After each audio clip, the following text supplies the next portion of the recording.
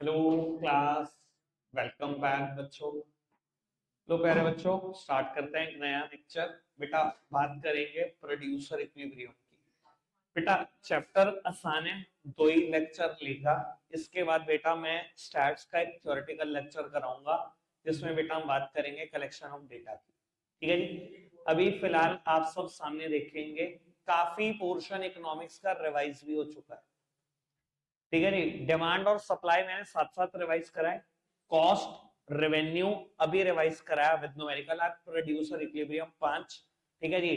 Correlation revise करा दिया, index number revise करा दिया 7। इतने चैप्टर रिवाइज भी हो चुके हैं। ठीक है जी। और स्पीड पर बढ़ते रहेंगे हम, जब तक पेपर नहीं होते मैक्स से मैक्स रिवाइज कर लो। ठीक है जी। फाइनल का तो सारा सिलेबस रिवाइज हो ही जाएगा, हाफ ईयरली का भी काफी सारा पोर्शन रिवाइज हो जाएगा। बेटा आप सब सामने ही देख रहे हैं, थोड़ी सी चर्चा करते हैं पहले। बेटा इससे पहले कि हम प्रोड्यूसर इक्विलिब्रियम टर्म पढ़े, हमें सबसे पहले पता होना चाहिए प्रॉफिट्स क्या है। बेटा ये आपकी जनरल सेंस नहीं, ठीक है जी, आपको इकोनॉमिक्स की ही भाषा में लिखना है। बेटा अभी आपने मुझसे पिछला ही चैप्टर पढ़ा है रेवेन्यू, और उससे पिछला चैप्टर हमने पढ़ा था कॉस्ट। प्रॉफिट क्या होता है बेटा? Excess of revenue over cost is profit. ठीक है ना जी। और अगर आप चाहो कि मैं इसको और थोड़ा सा फैंसी कर दूं, तो इन दोनों टर्म को आप इलेबोरेट कर सकते हो। रेवेन्यू क्या है बेटा? Receipt from the sale of goods and services. और ये क्या है? Expenditure on the production of goods and services.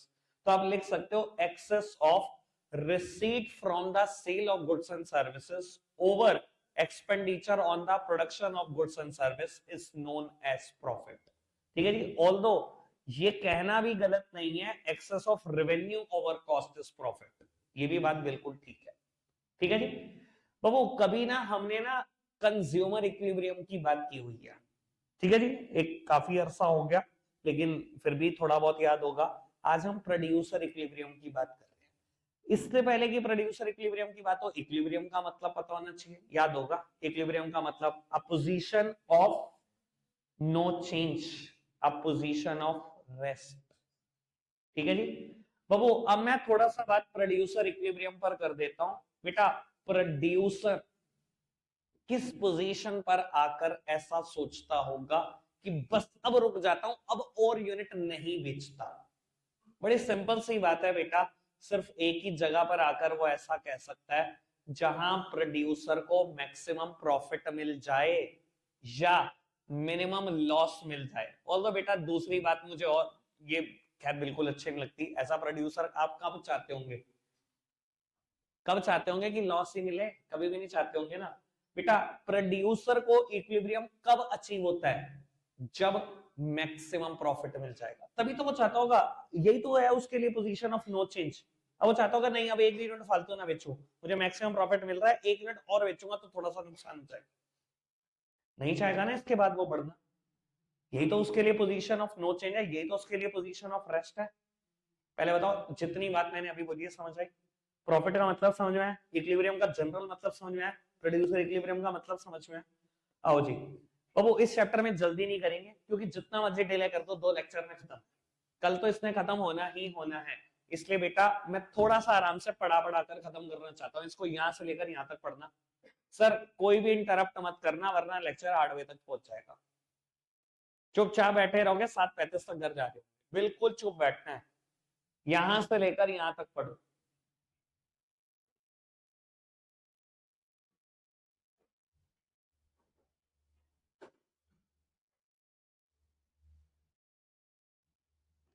Last line बिल्कुल ओके है, कोई कमी नहीं है उसमें। बस हाँ इसको बढ़ा चढ़ा के लिखना हो तो ये सब बातें हैं जैसे मैंने बताई।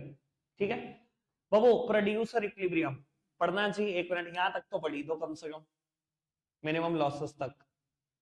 कहता है equilibrium refers to a state of rest when no changes required. General equilibrium का मतलब a firm producer is said to be in equilibrium when it has no inclination to expand or to contract its output। बेटा producer तब equilibrium में होगा जब वो कोई भी आउटपुट और एक्सपेंड नहीं करना चाहता, नहीं बेचना चाहता और ना ही कम करना चाहता है। This state either reflect maximum profit और द मिनिमम लॉस। ये तभी होगा जब मैक्सिमम प्रॉफिट उसको मिल रहा होगा या मिनिमम लॉस मिल रहा होगा। ऑल्दो खैर यही टर्म अच्छी लगेगी सुनने में अगर आप प्रोड्यूसर हो तो। ठीक है ना जी। आगे बढ़ जाते हैं बेटा, दो अप्रोचेस है, टीआरटीसी अप्रोच और एमआरएमसी अप्रोच। ठीक है जी बाबू, सबके बारे में पता है। टीआरटीसी अप्रोच, टीआर मतलब टोटल रेवेन्यू, टीसी मतलब टोटल कॉस्ट, एमआरएमसी अप्रोच मतलब मार्जिनल रेवेन्यू, और बेटा एमसी मतलब मार्जिनल कॉस्ट। बाबू पिछले चैप्टर में मार्जिनल रेवेन्यू पढ़ रहे थे, एक बार बताना जरा क्या होता है मार्जिनल रेवेन्यू। एक एडिशनल यूनिट बेचने पर टोटल रेवेन्यू में जो इंक्रीज हुआ वो मार्जिनल रेवेन्यू है। और मार्जिनल कॉस्ट क्या है, एक एडिशनल यूनिट प्रोड्यूस करने पर टोटल कॉस्ट में जो इंक्रीज हुआ वो मार्जिनल कॉस्ट है। यही मतलब है, सिंपल सिंपल सी बात बेटा। अब एमआरएमसी अप्रोच मुझे स्टार्ट करनी है, मेरे कोर्स का पार्ट वही है, लेकिन उसमें भी बेटा दो अलग अलग केसेस है जिसमें से मुझे आज एक पूरा करा के जाना। सबसे पहली बात, व्हेन प्राइस रिमेन्स कांस्टेंट। बेटा याद आ रही होगी वैसे बात, अभी पिछले चैप्टर में भी हमने यही दोनों बातें की है, प्राइस रिमेन कांस्टेंट और price falls with the rise in the quantity. ठीक है ना बाबू, प्राइस रिमेन्स कांस्टेंट, एमआरएमसी अप्रोच की बात कर रही है जब प्राइस कांस्टेंट बना रहे। बेटा आपको पता है ना, बहुत सारी इंडस्ट्री ऐसी हैं जहां पर बेटा आप जब एक प्रोडक्ट बेचते हो या दो प्रोडक्ट बेचते हो या 200 बेचते हो या 2000 बेचते हो, आप कह देते हो कि भाई प्राइस में गुंजाइश नहीं है, चाहे तू 2000 ले ले चाहे तू 2 लाख ले ले, मेरा प्राइस बिल्कुल सिमिलर है। और हर इंडस्ट्री में इसका एग्जांपल मिल जाएगा। मैंने लास्ट टाइम ही बात किया भी आपसे 2 दिन पहले कि अगर मैं कन्फेक्शनरी की बात करूं तो मैगी एक ऐसा प्रोडक्ट है बेटा, जितनी मर्जी खरीदने को आप कह दो, इसके प्राइस में आप 1 पैसे का भी फर्क नहीं ला पाओगे। अभी कहोगे ना कि मैं पूरे साल के प्रोडक्ट आज ही खरीदता हूं पहले दिन, तब भी बेटा कोई गुंजाइश नहीं करेगा आपसे डिस्ट्रीब्यूटर। ठीक है ना, यही प्रोडक्ट कॉस्मेटिक्स में फेयर एंड लवली है, कंपनी इतने लोअर मार्जिन पे बेच रही होती है कि कंपनी ये कह देती है चाहे आप मुझसे 10 ट्रक खरीद लो सेम रेट पर है जितने में एक पेटी है। यही है प्राइस रिमेन्स कांस्टेंट। लेकिन बेटा कई जगह पर ऐसा भी हो जाता है कि प्राइस फॉल्स हो, प्राइस गिर जाता है with the rise in quantity. जैसे कि मैंने स्मार्ट बोर्ड का एग्जांपल दिया था 2 दिन पहले कि मैं कहूंगा ना मेरे को एक बाय करना है, भाई प्रोड्यूसर बताएगा मेरे को 1,75,000, जैसे मैं कहूंगा ना 2 बाय कर लूंगा, रेट बता, सीधा कह देगा 3,20 में मिल जाएंगे 2, यानी कि 1,60 का एक पड़ जाएगा। और कह दूंगा ना 3 बाय करूंगा तो ये 4.5 पे आ जाएगा, कहेगा 1.5 का एक पड़ेगा। क्योंकि बड़े ही लिमिटेड लोग हैं, यहाँ कंपटीशन ज्यादा नहीं है। चलो बात समझ में आता है, प्राइस रिमेन्स कांस्टेंट और price falls with rise in output, दोनों बातों का मतलब समझ में आया। अब बेटा प्राइस रिमेन कांस्टेंट एमआरएमसी अप्रोच, इससे मैं बता रहा हूं प्रोड्यूसर इक्विलिब्रियम कैसे अचीव होता है। ठीक है जी, एक एक वर्ड पढ़ाना है मुझे, कोई जल्दी नहीं है, आराम से सुनकर चलना है इसको, ये पेपर का पार्ट है 100% विदाउट अ डाउट। बाबू एमआरएमसी अप्रोच की बात कर रहे हैं जब प्राइस कांस्टेंट रहे। बेटा इसने बोला according to MRMC approach producer equilibrium refers to the stage of that level of output at which बेटा ये दो कंडीशन सेटिस्फाई होनी चाहिए। हर्षित यहां देख ले बेटे, ये दो कंडीशन सेटिस्फाई होनी चाहिए इक्विलिब्रियम के लिए। सबसे पहली condition MC is equals to MR, अभी अंदर का मैटर नहीं पढ़ना। दूसरी condition MC is greater than MR after MC is equals to MR। ये बातें अब दोनों मैंने पहले आराम से समझानी है, उसके बाद बेटा रीड कराऊंगा। यह काम करते हैं, अगर मैं इस पेज पे रीड कराऊं, इस पेज पे बनाऊंगा ना तो आप सारा ध्यान उसमें रीडिंग में लगा दोगे। सुनो बेटा, एमआरएमसी अप्रोच से अगर इक्विलिब्रियम चाहिए ना, दो कंडीशन सेटिस्फाई करा दो। पहली condition MR is equals to MC, ठीक है जी। दूसरी condition MC should be greater than MR after MR is equals to MC। अगर ये दोनों मिल भी जाए ना, कहीं पर इकट्ठे भी हो जाएं, बराबर भी हो जाए, उसके तुरंत बाद ना ये कंडीशन सेटिस्फाई होनी जरूरी है। ऐसा क्यों कह रहा हूं मैं, बहुत आराम से सुनना बेटा। वो पूछे एक बात बताओ, अगर ये कंडीशन रहेगी, मान लो MR is greater then MC, आपको क्या लगता है प्रोड्यूसर कभी प्रोडक्शन रोक देगा? क्या मतलब होता है MR का, एक एडिशनल यूनिट पर बेचने पर टोटल रेवेन्यू में जो इंक्रीज हुआ। मान लो मैं कहता हूं एक एडिशनल यूनिट आपने प्रोड्यूस करी और आपका रेवेन्यू बढ़ गया 20 रुपए से, ठीक है जी। लेकिन वही एक एडिशनल यूनिट प्रोड्यूस करने पर आपकी कॉस्ट बढ़ी 15 रुपए से, कॉस्ट बढ़ी 15 से, रेवेन्यू बढ़ा 20 से। मुझे बताओ ऐसा प्रोड्यूसर लालच आया कि नहीं आया? आपने कहा भाई एक एडिशनल यूनिट बेची मैंने, कॉस्ट आई थी 15, 20 में बिक गई, 5 का प्रॉफिट। अरे छोड़ और बना, रुकोगे? ऐसी सिचुएशन में कभी प्रोडक्शन रोकोगे? और हम क्या ढूंढ रहे हैं? पोजीशन ऑफ रेस्ट, जहां प्रोड्यूसर रुक जाएगा, ऐसी पोजीशन में तो वो रुकेगी। मान तो सब, पक्की बात, 100% समझ में आती बात। तो बेटा पोजीशन ऑफ रेस्ट ये है where M R is equal to MC.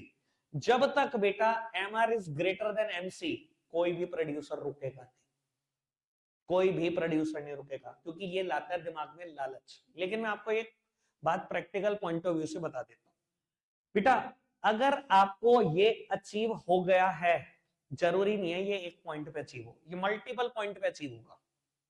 MR और एमसी मल्टीपल पॉइंट पे बराबर हो सकते हैं, पर मल्टीपल पॉइंट पे बराबर होने के बाद भी ना आपको दूसरी कंडीशन जरूर देखनी है। इसके बाद ये तुरंत बाद ये जरूर होना चाहिए, marginal cost should be greater then MR. और मैं कहूं अगर इसके तुरंत बाद दोबारा ये हो जाए तो फिर प्रोड्यूसर रुकेगा? वो फिर नहीं रुकेगा, उसे फिर लालच आएगा कि मैं और प्रोड्यूस करता हूं। तो बेटा आप कभी भी पोजीशन ऑफ रेस्ट ढूंढ नहीं पाएंगे अगर इसके बाद ये हो गया तो। रेस्ट की पोजीशन कभी नहीं आएगी। इसके बाद रेस्ट की पोजीशन कब आएगी? जब आपकी मार्जिनल कॉस्ट मार्जिनल रेवेन्यू से ज्यादा हो जाए, यानी कि जब आपने प्रोड्यूस करा, कॉस्ट आ गई 30 रुपए और बेटा बिकने को तैयार है वो सिर्फ 15 रुपए में, अब आपको लगेगा हाँ मैंने गलती खा ली, ये मेरी जो पिछली पोजीशन थी यही रेस्ट की पोजीशन थी। समझ आई बात? अच्छे से क्लियर हुई है ये बात? पक्का से ना? बेटा ये पोजीशन हमेशा लालच देती है, ध्यान रखना। अब मैंने बेटा वो बातें बता दी है जो नोट्स में लिखी भी नहीं है, ठीक है ना जी? याद रहेगी अब ये बात? आओ जी एक बार मैं ये सब बातें आपको एक बार शेड्यूल से क्लियर कर दूं, फिर ये बात मैं रीड भी करा दूं। बेटा एक बात बताओ, वैसे तो अभी लास्ट ही चैप्टर में किया है, मुझे उम्मीद है ये पता भी होना चाहिए। अगर अगर मैं मार्जिनल रेवेन्यू की बात कर रहा हूं व्हेन प्राइस रिमेन्स कांस्टेंट, बेटा प्राइस अगर कांस्टेंट होता था तो भाई मैंने लास्ट ही चैप्टर में पढ़ा है price is equals to AR is equals to MR, यही कर्व बनता था। याद है आपको पिछले चैप्टर से? ये तो याद है ना? बस ठीक है, बस फिर ठीक है। लो जी अब सीधा सीधा शेड्यूल पे आ सकते हैं। बेटा हमने आउटपुट लिया 1 2 3 4 5 6, हम यही कंडीशन ले रहे हैं व्हेन प्राइस रिमेन कांस्टेंट, इसी पे हम इक्विलिब्रियम निकालने का प्रयास कर रहे हैं। कल दूसरा कंडीशन देखेंगे when price falls with rise in output. तो बाबू प्राइस कांस्टेंट है 12 12 12 12, ठीक है जी। मेरे एग्जांपल में टोटल रेवेन्यू 12 24 36 48 60 72, ठीक है जी। क्या किया टोटल रेवेन्यू निकालने के लिए? पी मल्टीप्लाइड बाय क्यू, ये रहा क्यू, ये रहा पी, ठीक है ना जी। बाबू अगर मैं 12 के दाम पर 1 यूनिट बेचूंगा तो भैया 12 रुपए ही तो मिलेगा टोटल रेवेन्यू, और 12 के दाम पे 2 यूनिट बेचूंगा तो 24 से तो मिलेगा। सर मल्टीप्लीकेशन है और कुछ नहीं, ठीक है जी। बेटा टोटल कॉस्ट को हमने अपने अंदाजे से लिया है ऐसा, और ये अंदाजा इसी हिसाब से लगाया गया है कि total cost curve inverted S बनाए, ठीक है जी। हमने टोटल कॉस्ट ये ली 13 25 34 42 54 68, ठीक है जी। मार्जिनल रेवेन्यू कितना आएगा? क्या होता है मार्जिनल रेवेन्यू? एक एडिशनल यूनिट बेचने पर टोटल रेवेन्यू में जो इंक्रीज हुआ वो मार्जिनल रेवेन्यू होता है।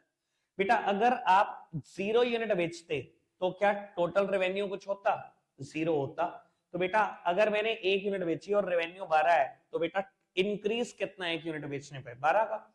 लो जी मार्जिनल रेवेन्यू 12 12 12 और ये 12 12 आता रहेगा। और ये मुझे पता भी था, मैंने अभी भी बोला था जब भी प्राइस कांस्टेंट होता है तो P R sorry A R is equals to M R is equals to P होता है, ठीक है जी। प्राइस के बराबर ही होता है एम आर, और अगर आप ए आर भी निकालोगे वो भी प्राइस के बराबर ही आएगा, 12 ही आएगा, ठीक है जी। आ गया एम आर 12 12। मार्जिनल कॉस्ट ये फर्स्ट लेवल पे निकालनी नहीं चाहिए बेटा। क्यों नहीं निकालनी चाहिए? क्योंकि बेटा अगर 0 लेवल ऑफ आउटपुट भी होगा तब भी कुछ कॉस्ट होगी, ठीक है जी। तो 13 माइनस 0 13 आता, पर मैं बोल रहा हूं ये 0 हो ही नहीं सकती टोटल कॉस्ट। तो बेटा फर्स्ट लेवल पे मार्जिनल कॉस्ट नहीं निकलनी चाहिए। सेकंड लेवल पे 25 minus 13, third level, fourth level, इनका डिफरेंस निकालते जाओ और लिखते चले जाओ। लिख दिया। अब 1 मिनट के लिए जरा सामने देखना। सर एमआरएमसी अप्रोच कहती है इक्विलिब्रियम के लिए दो कंडीशन सेटिस्फाई होनी चाहिए, where M R is equals to MC. दूसरी कंडीशन क्या है? MC should be greater than M R after the M R is equals to MC. बेटा M R is equals to MC तो है यहां पर, लेकिन उसके बाद क्या हुआ? M R is greater than MC. ऐसी चीजें लालच देती है, कभी प्रोड्यूसर रुकेगा नहीं, तो ये इक्विलिब्रियम का पॉइंट नहीं होगा क्योंकि दोनों कंडीशन यहां सेटिस्फाई नहीं है। लेकिन यहां पर दोबारा M R is equal to MC हुआ, और उसके तुरंत बाद क्या हुआ? MC is greater than M R. हो गई मेरी दोनों कंडीशन सेटिस्फाई, यानी कि इक्विलिब्रियम अचीव होगा जब 5 क्वांटिटी बेचोगे या प्रोड्यूस करोगे। समझ में आती है बात? कोई दिक्कत कोई परेशानी तो नहीं? दोनों बातें अच्छे से समझ में आई, दोनों कंडीशन। तो मैंने ये बात थोड़ी देर पहले भी बोली थी कि मल्टीपल पॉइंट पे एमआर और एमसी बराबर हो सकता है, दूसरी कंडीशन देखनी सबसे ज्यादा जरूरी है।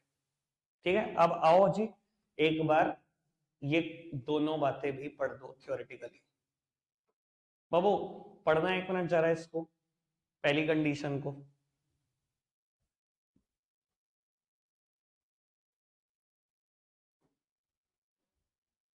ठीक है ना जी बात?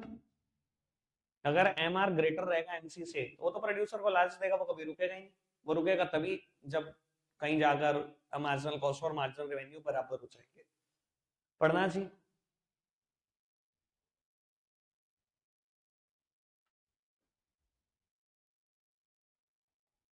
ठीक है, ओके बात। लो जी, यहां से पढ़ना शुरू करेंगे। Both the condition are needed for producer equilibrium. ठीक है जी, पहली कंडीशन ये क्यों चाहिए बताता है। लाइन पढ़ी?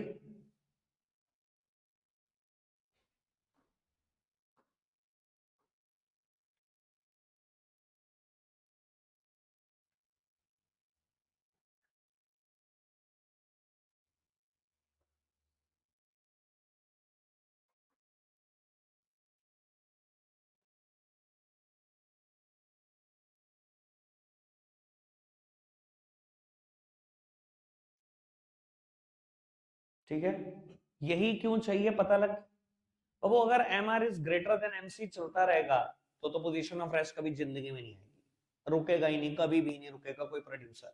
और अगर MC is greater than M R तो मैक्सिमम प्रॉफिट हुआ गया, फिर तो कॉस्ट ही ज्यादा हुई, फिर तो मैक्सिमम प्रॉफिट हो ही नहीं सकता। यानी कि कुल मिला के बात यह है, एक ही जगह आएगी जहां वो रुकेगा, एक ही जगह होगी, बस एक ही जगह। अब दूसरी कंडीशन क्यों चाहिए ये पढ़ो।